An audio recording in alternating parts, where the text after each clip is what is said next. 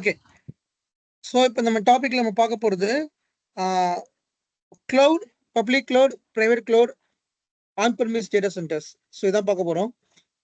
அப்படி சொல்லியிருக்கேன், நீங்கள் ஒரு அட்மினிஸ்ட்ரேட்டராக இருந்தீங்கன்னா what is private cloud, what is public cloud, what is on premise data center, இதெல்லாம் தெரிஞ்சிருக்கணும்.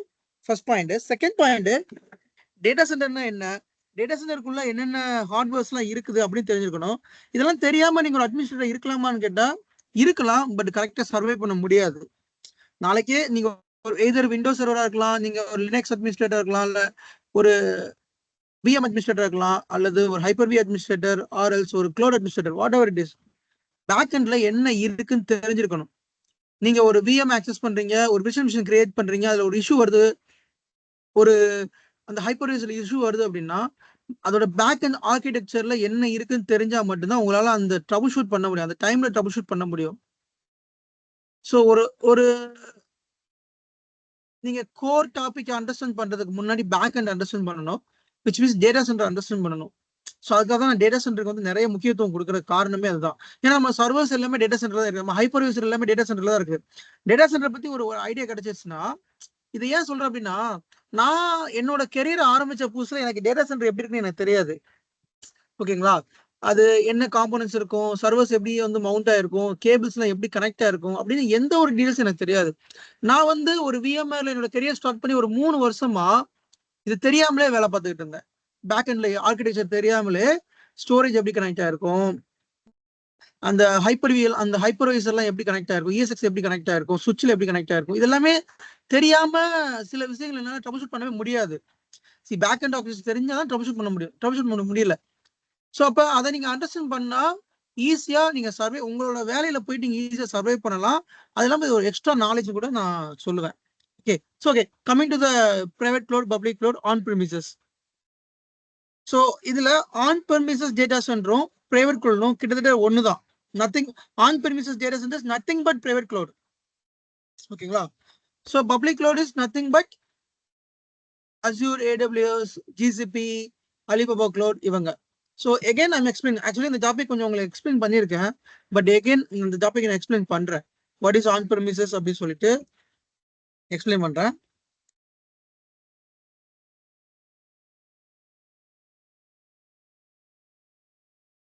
ஸோ நான் வந்து ஒரு கம்பெனி ரன் பண்றேன், அந்த கம்பெனி வந்து ஒரு சின்ன கம்பெனின்னு வச்சுக்கிறேன். ஓகேங்களா, இல்ல நான் 2 கம்பெனி, ஒரு டிசிஎஸ் ஒரு கம்பெனி எடுத்துப்போம்.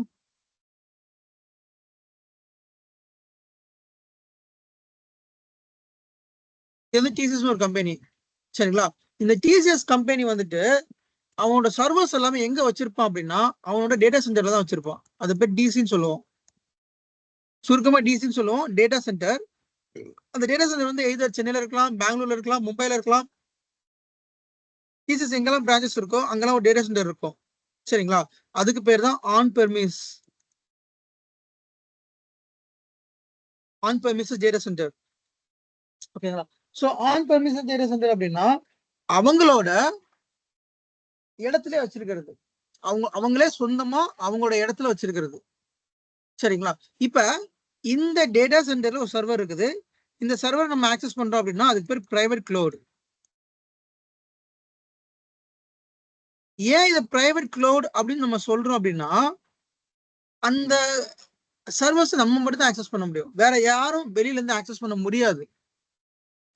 திஸ் ஒன்லி ஃபார் நம்ம நெட்வொர்க்ல மட்டும் தான் அவைலபிள் இருக்கும், வெளியில இருந்து நெட்வொர்க் ஆக்சஸ் பண்ண முடியாது. ஸோ அதான் பிரைவேட் கிளவுட். இந்த பிரைவேட் கிளவுட் இந்த சர்வீஸ்ல எங்க ஹோஸ்ட் ஆயிருக்குன்னா ஹைப்பர்வைசர்ல ஹோஸ்ட் ஆயிருக்கும். இந்த பாயிண்ட் நான் நோட் பண்ணிக்கோங்க, பிரைவேட் கிளவுட்ல உள்ள சர்வர்ஸ்லாம் ஹைப்பர்வைசர்ல ஹோஸ்ட் ஆயிருக்கும். அந்த ஹைப்பர்வைசர் தான் விஎம்ஆர் இஎஸ்எக்ஸ்ஐ, சரிங்களா. ஸோ பிரைவேட் கிளவுட்னா என்னன்னு உங்களுக்கு தெரிஞ்சுக்கணும்னு நினைக்கிறேன்.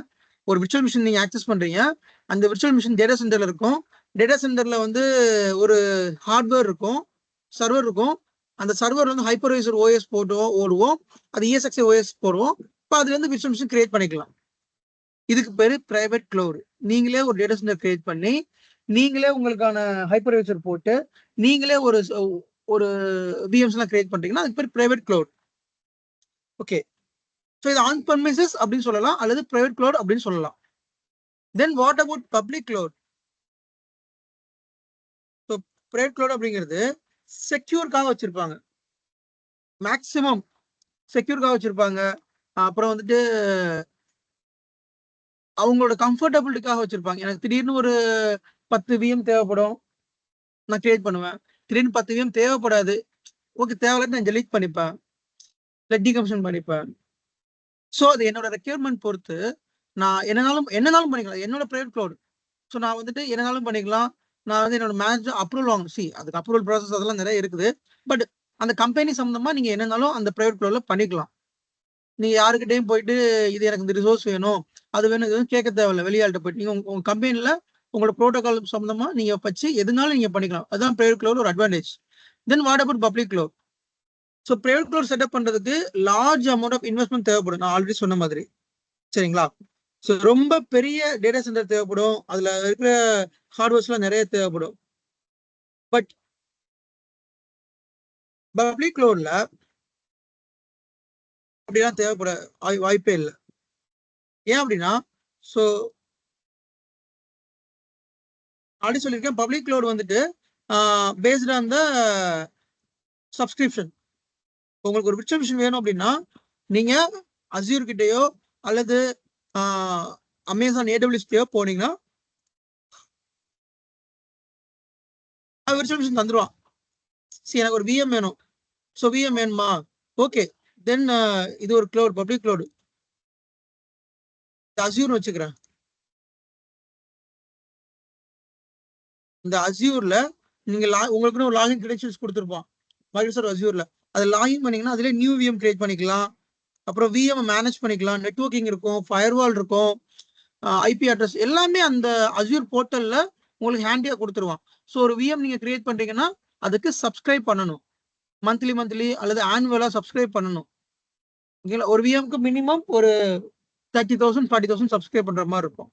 இதுல ஹெவி இன்வெஸ்ட்மெண்ட் வராது, மந்த்லி சப்ஸ்கிரைப் பண்ற மாதிரி இருக்கும். இதுல என்ன ஃபிளெக்சிபிலிட்டி அப்படின்னா, நீங்க விஎம் பவர் ஆஃப் பண்ணிட்டீங்கன்னா அதுக்கு ஒரு சப்ஸ்கிரிப்ஷன் கம்மியாகும். விஎம் பவர் ஆன் வந்து அதுக்கு ஒரு சப்ஸ்கிரிப்ஷன். இப்போ ஒரு கம்பெனியில் எடுத்துக்கிட்டா அந்த கம்பெனியில் இருக்க எல்லா சர்வர்ஸும் ஆன் பிரெமிசஸ்ல இருக்கும், அதாவது பிரைவேட் கிளவுட்ல இருக்கும், பப்ளிக் கிளவுட்ல இருக்கும். ஸோ ரெண்டுலயுமே இருக்கும். இப்போ பப்ளிக் கிளவுட் வெண்டாஸ் யாருன்னு பார்த்தோம்னா, இந்தியாவை பொறுத்த வரைக்கும் இந்தியா வேர்ல்டு வைடா பார்த்தோம்னா 2 பேர் ரொம்ப பெரிய vendor, AWS and Microsoft Azure.